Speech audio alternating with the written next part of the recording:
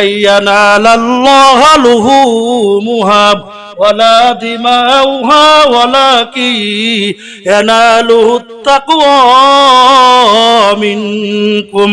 আল্লাহ রাব্বুল আলামিন কুরআনুল কারীমের 22 নম্বর সূরা সূরাতুল হজের 37 নম্বর আয়াতে আমার আল্লাহ রাব্বুল আলামিন বলেন, তোমরা যে কুরবানি করো, কুরবানির পশুর রক্ত মাংস কোনটাই আমি আল্লাহ রাব্বুল আলামিনের কাছে পৌঁছাই না।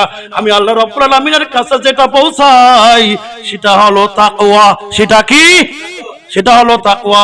এই তাকওয়া আল্লাহর কাছে পৌঁছায়। ইন্নামা ইয়াতাকাব্বালুল্লাহু মিনাল মুত্তাকিন, কেবলমাত্র মুত্তাকি যারা তাদের কুরবানি আমি আল্লাহ কবুল করে থাকি। জোরে কোন সুবহানাল্লাহ।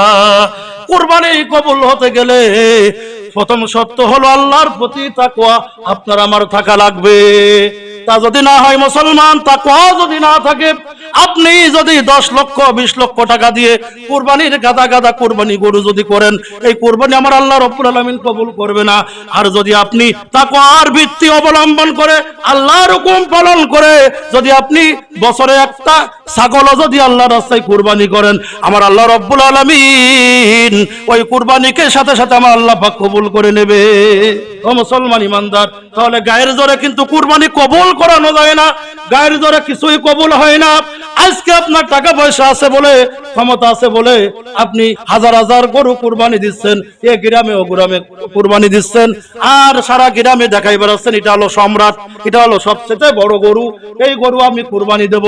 কিন্তু মুসলমান, ওই কুরবানি যদি আল্লাহর প্রতি যদি তাওয়াক্কুল না থাকে, ওই কুরবানির ভিতরে যদি হারাম টাকা থেকে থাকে মুসলমান, আমার আল্লাহ রাব্বুল আলামিন ওই কুরবানি কোনোদিনও কবুল করবে না।